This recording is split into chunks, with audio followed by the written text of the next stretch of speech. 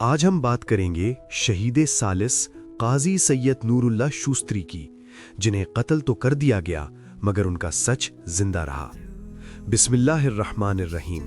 قاضی سید نور اللہ شوستری، جنہیں تاریخ نے بعد میں شہید ثالث کے لقب سے یاد کیا، 956 ہجری مطابق 1549 عیسوی میں ایران کے قدیم شہر شوستر میں ایک ایسے سید گھرانے میں پیدا ہوئے جہاں علم، قضا اور تقوی نسلوں سے چلے آ رہے تھے۔ ان کے والد سید شریف الدین شوستری رحمہ اللہ خود قاضی اور فقیہ تھے، اس لیے قاضی نور اللہ کی تربیت صرف عبادات تک محدود نہ رہی، بلکہ عدل، دلیل اور سوال کی آزادی ان کی شخصیت میں شروع سے شامل رہی۔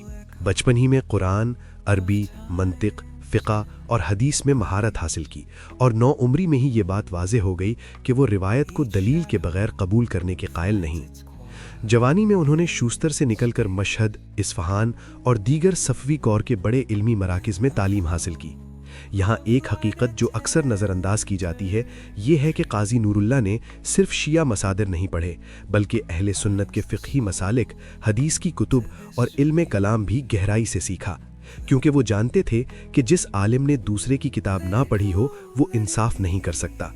تقریباً 979 ہجری مطابق 1571 عیسوی میں وہ تدریس اور تصنیف میں مشغول ہو گئے، مگر اسی دوران انہوں نے یہ بھی محسوس کیا کہ صفوی ایران میں علم کو سیاست کے تابع کیا جا رہا ہے اور آزاد سوچ رکھنے والے علماء کے لیے جگہ تنگ ہوتی جا رہی ہے۔ اسی فکری گھٹن کے نتیجے میں 992 ہجری مطابق 1584 عیسوی میں انہوں نے ایران چھوڑ کر ہندوستان کا رخ کیا۔ اس وقت مغل بادشاہ اکبر اعظم کی حکومت تھی، جہاں مذہبی مکالمہ اور علمی اختلاف کو برداشت کیا جاتا تھا۔ اکبر کے دربار میں قاضی نور اللہ نے قانون، تاریخ اور فقہ پر ایسی مضبوط گفتگو کی کہ درباری علماء بھی ان کی علمی گرفت کے قائل ہو گئے۔ انہیں اعلیٰ عدالتی منصب دیا گیا۔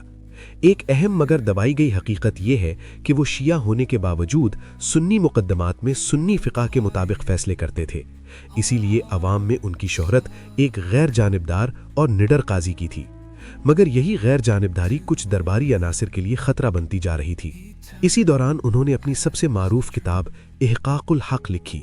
یہ کتاب محض عقیدے پر بحث نہیں تھی، بلکہ تاریخ اور اقتدار کے گٹھ جوڑ کے خلاف ایک علمی چیلنج تھی۔ اس میں انہوں نے یہ واضح کیا کہ کس طرح طاقتور طبقات نے تاریخ کو اپنے حق میں مرتب کیا اور اختلافی آوازوں کو مذہب کے نام پر دبایا۔ اکبر کی زندگی میں کوئی ان کے خلاف قدم نہ اٹھا سکا، مگر 1605 عیسوی میں اکبر کے انتقال کے بعد حالات یکسر بدل گئے۔ جب جہانگیر تخت پر بیٹھا تو دربار کا مزاج سخت ہو گیا۔ جہانگیر ایسے علماء سے خوفزدہ تھا جو قلم کے ذریعے عوامی سوچ پر اثر ڈال سکتے ہوں۔ قاضی نور اللہ کے مخالفین نے یہی موقع استعمال کیا۔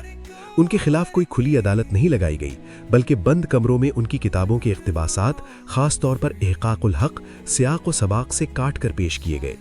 الزام یہ لگایا گیا کہ وہ فرقہ واریت پھیلا رہے ہیں، مگر اصل مسئلہ یہ تھا کہ وہ علم کو بادشاہ کے تابع ماننے سے انکار کر رہے تھے۔ ان سے کہا گیا کہ اگر وہ اپنی بعض تحریروں سے رجوع کر لیں تو جان بخشی ہو سکتی ہے۔ معتبر روایات کے مطابق انہوں نے جواب دیا کہ میں نے جو لکھا دلیل سے لکھا، اگر غلط ہے تو دلیل سے رد کرو، جان کے خوف سے علم واپس نہیں لیا جاتا۔ یہی جواب ان کے لیے فیصلہ کن ثابت ہوا۔ 1019 ہجری مطابق 1610 عیسوی میں شاہی اجازت سے ان کے قتل کا حکم جاری کیا گیا۔ یہ حکم براہ راست جہانگیر کے دور حکومت میں نافذ ہوا، اگرچہ اس کی پشت پر درباری علماء اور سیاسی مخالفین کی سفارشات تھیں۔ انہیں آگرہ کے قریب ایک سرکاری مقام پر لے جایا گیا، جہاں انہیں سخت جسمانی سزاؤں کے ذریعے جان سے مار دیا گیا۔ مقصد عوامی تماشا نہیں تھا، بلکہ خاموشی سے ایک مثال قائم کرنا تھا۔ اس لیے نہ اعلان ہوا نہ کھلا محاکمہ۔ شہادت کے بعد ایک اور ظلم یہ ہوا کہ ان کے جسم خاکی کو فوراً باعزت تدفین نہیں کی گئی۔ دربار نہیں چاہتا تھا کہ ان کی قبر عوام کے لیے مرکز بنے، اس لیے لاش کو کچھ وقت کے لیے نظر انداز کیا گیا۔ اسی مرحلے پر وہ واقعہ پیش آتا ہے جو تاریخ اور روایت کے سنگم پر کھڑا ہے۔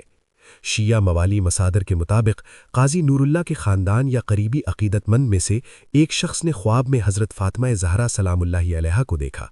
خواب میں حضرت فاطمہ علیہ السلام نے فرمایا کہ میرا بیٹا مظلوم شہید کیا گیا ہے، اسے فلاں جگہ دفن کرو۔ یہ روایت تاریخی دستاویز نہیں بلکہ عقیداتی روایت کے طور پر محفوظ ہے، اور اسی خواب کی بنیاد پر ان کے جسم خاکی کو آگرہ میں اسی مقام پر دفن کیا گیا جہاں آج مزار شہید ثالث موجود ہے۔ وقت کے ساتھ وہی قبر جسے ابتدا میں خاموشی سے چھپایا گیا تھا شناخت بن گئی۔